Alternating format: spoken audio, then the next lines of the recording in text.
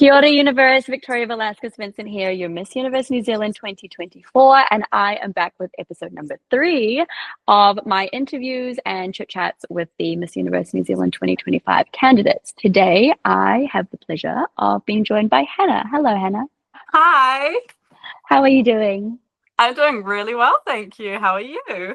I'm good. I'm good. Keeping busy, but being busy is a blessing, that's for sure. Of course, absolutely. So let's just assume the people watching, because there might be some people watching, let's just assume that they don't know anything about you. So could you please tell us about yourself? Sure. Well, hello, my name is Hannah Cross. I am so stoked to be a finalist in Miss Universe New Zealand this year. I am a Bachelor of Fine Arts graduate. I just finished my bachelor's degree from Elam School of Fine Arts last year. I love fashion design and wearable art, so typically I like to spend my days at the sewing machine or painting at my easel.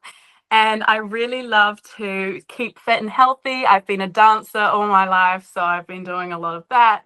And pageantry is just a new way of me being able to express myself on stage, which I'm really loving. And I'm a really bubbly, extroverted, and charismatic chick. And I come from the beautiful Mount Maunganui, which is a stunning place 3 hours south of Auckland. And yeah, just a casual beach girly who moved up for the city life and now is thrown into the incredible world of pageantry. Amazing. Can I just say, Mount Maunganui is probably my favorite place in New Zealand to road trip to. It is divine there. But come down anytime, girl. It's I literally will. so I will take gorgeous. you up on that. I will. You should. I Tell love me to go how and was paint the it? sunsets, so it's always so Oh, brilliant. actually, I Yeah. look forward to seeing more of your paintings, actually. Oh, well, And I I've got love that one you prepared engage with for a lot you. of your. Oh, she's prepared. We were chatting about our dogs earlier, and I did Oh this my one on goodness. my dog. That is so precious. How long did that take you? Actually, only about 4 hours. I'm typically a really quick painter. That's kind of like my strategy. And a couple of years ago, I did a project just based on the stuff that my dog gets up to when we're not looking or when we're not home. And on that particular day, I was eating a pie, and I came back. I got up to answer the phone for mum, and then I came back to the dining table, and the dog had eaten my pie. And he was just sitting there and looking at it, and I was like, "Thief!" So I took a photo of the moment and I painted it, and it's one of my favorite paintings ever because it's super bright and colorful, and that's always all my paintings. Like I've got this one too, which is super bright and colorful.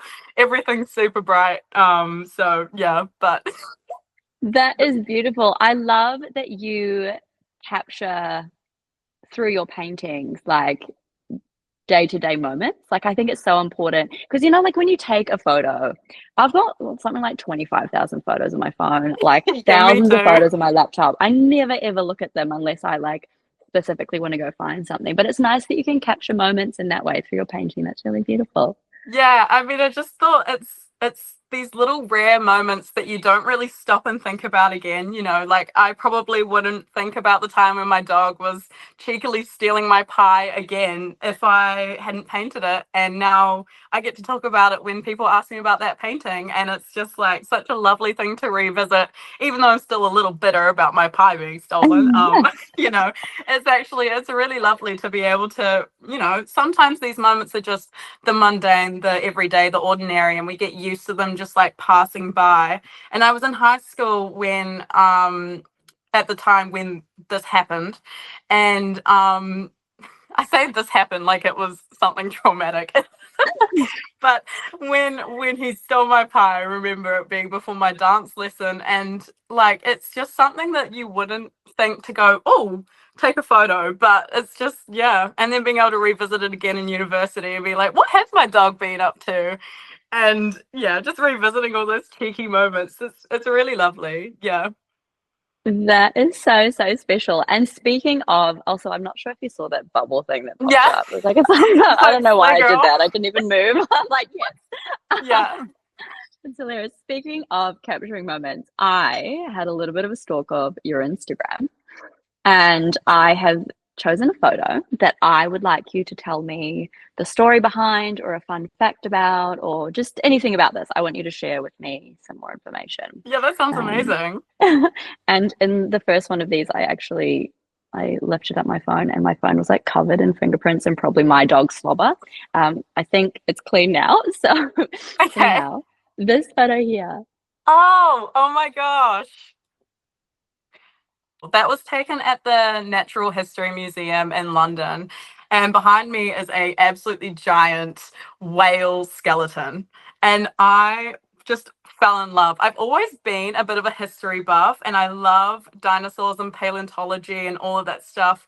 I've always been, I used to grow up watching dinosaur documentaries with dad on the couch and be like, whoa, this is amazing.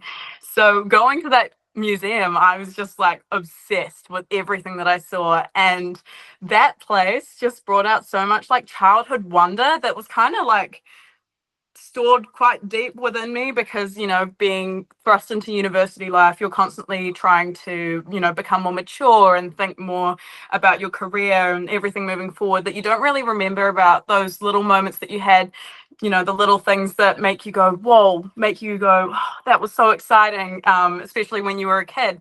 And so being able to revisit that, I just felt like I was 5-year-old Hannah again, skipping around these amazing like artifacts. I actually loved that place so much that I bought a little mineral. Oh This is a little wow, dinosaur made out of mineral. And that is so cool.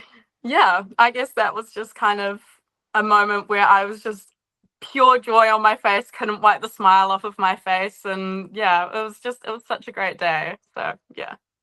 Yeah, I can see how happy you are here. And I actually chose this photo for two reasons. Partially because I'm also a little bit of a like history nerd. And I'm similar to you, except my fascination and mild obsession is with like ancient architecture, like the pyramids and that sort of stuff. Ooh, Like I just think like yes. the way that they were able to build those things at those times with the limited Incredible. resources and tools and stuff that they had is just like mind blowing. Yes. But the other reason why I like this was because your caption says, "My perfect date is showing how much I love and know about dinosaurs." Sorry. Yeah. Um, and so I was wondering, if you were a dinosaur, which Ooh. one would you be and why? I'd be a pterodactyl. I've thought this through multiple times, You and I would be a didn't pterodactyl. even need to think about it. Nope. Nope. I would be a pterodactyl because they can fly, they are fierce, they come down to face, they are so cool. And I love the way that like their claws are inside their wings. So when they like sit down, like it's just, I love the way they look. Like I just love how like what's the word, like polygon type thing, their shape, their structure, their skeleton is just so fascinating. And also the fact that they can fly, like hello, that is so cool. So yeah. So, will you be unleashing your inner pterodactyl come finals night? Is that what Oh, I'm absolutely. picking up? Well, even better. My national costume for the pageant is actually the Kia bird.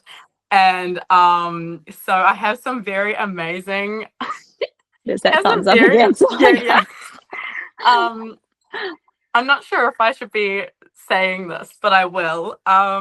For final night, I actually have made my own costume, and it involves a giant pair of wings that open and close.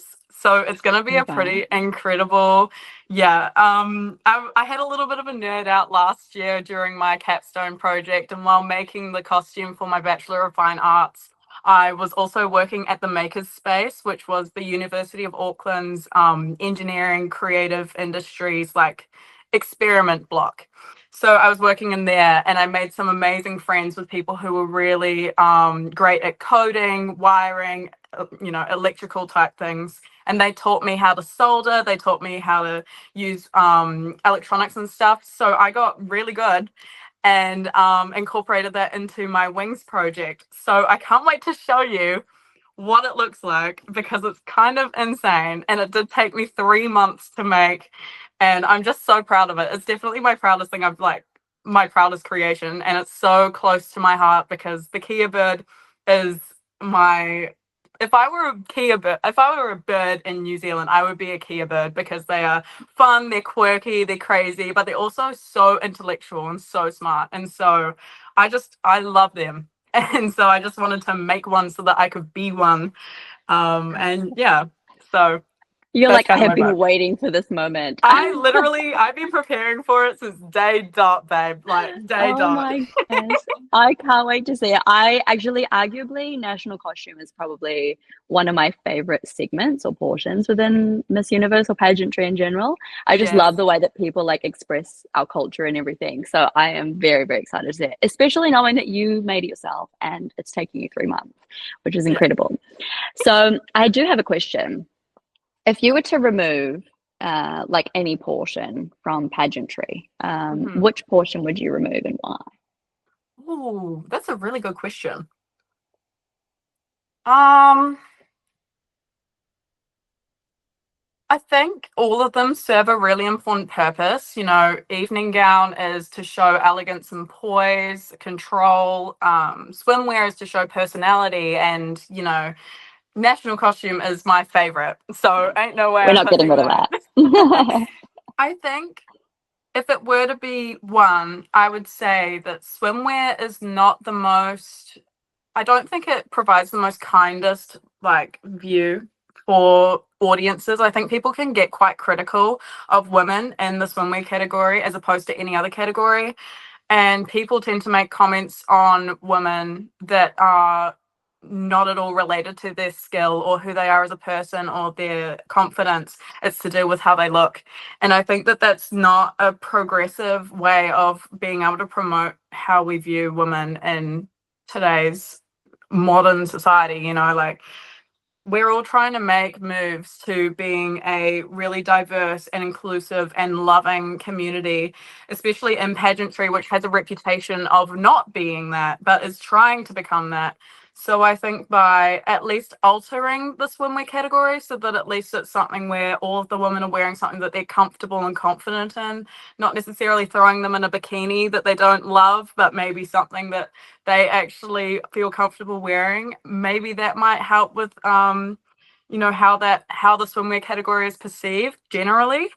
But especially in New Zealand, New Zealand is so small, and people down here, they don't really see pageantry as something that's modern. They just see it as something of the past, especially with the swimwear category. They think that that's a bit old fashioned. So being able to transform it into a more modern format where women are feeling comfortable and the general public aren't making comments that are directed towards their bodies and are rather directed towards their skill level and their confidence, I think would be a really beneficial change. But either way, I love the swimwear category. I love all the categories, but that would just be my like personal view on it.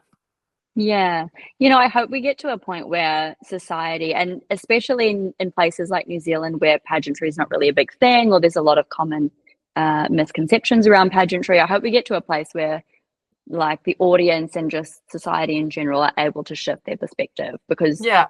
like whether a woman is in a swimsuit or whether she's in anything else, like fully covered in anything else, there should be absolutely no reason to criticize or compare or anything like her physical body. But I love your answer. That's really great. So I've decided to do this thing where I've asked the previous girl to leave a question for you to answer. So Ooh. Abby has asked a question that's actually very relevant to someone that is super creative like yourself. And she didn't know that she would ask you as well. And I won't tell you who your Oh, question will be for. But she would like you to answer, if you could describe yourself as a song, what song would it be and why? that is such a good question. Oh my gosh. A song. I'm going through my playlist mentally right now. I think it would be, this is kind of niche, but I think it would be Lovin' Is Really My Game by Brainstorm. It's a classic disco bop because loving is really my game. I lead with love, I lead with kindness, and there's a real good beat and bop to it that's really just fun and energetic. She says, in the song, she's unapologetically her. She's authentic. She doesn't care that, she might seem crazy to someone. She wants to give love to everyone. And that kind of vibe is who I am. I am a little bit quirky. I'm very extroverted, but I also am I wear my heart on my sleeve. And, I love to spread kindness and joy and a little bit of happy Hannah everywhere I go. And so, yeah, loving is really my game would be my pick. Amazing. I can't say I have heard of that song, It's but very based niche. on, I will look it up, and based on just like your personality that I've obviously experienced for myself in the past 20 minutes, and the way that you describe yourself, I feel like I can hear what it would be like, but I look forward to listening to it. So that leaves me with my last part where I ask you to leave a question for the next girl to answer. Oh, okay. Well, I feel like we had a little chat about, I feel like I had a little chat about what dinosaur and what bird I would be. So I think for the next girl, I would ask, if you were a New Zealand native bird, what would you be and why? Because they all have such amazing personalities and different quirks about them, and it would be really interesting to see how people view themselves. Absolutely. I adore that question. Thank you so very much. And I can't wait for Advaita, who will be answering that. I can't wait to see what she says. Yeah, me So, too. anyways, thank you so much, Hannah, for your time. I really look forward to meeting you in person, first of all, but Yeah. also just witnessing the culmination of all of your preparations and your life experience and everything. Just like be presented on stage come prelims and finals. I can't wait. I can't wait too. It's going to be amazing. And I can't wait to meet you in person. All this It's chit gonna chat. be so good. I know, I know. I should be back hopefully like mid-June, possibly. So we will have plenty of catch-ups as a group, I'm sure. If you're here before June 8th, I have a charity event that I'm organizing, which Oh, is Paint It Pink. I'm doing a charity art auction with my friends from Elam. They're making artwork, and I'm raffling off this pretty picture that I painted on an Instagram beautiful. live the other day. So if you're there before June 8th, I'll get you a ticket. Thank you so much for the invitation. I will keep you posted for sure. And that is such a beautiful and creative way to fundraise. That's really amazing. And it's nice that your friends are getting behind it too. That's really cool.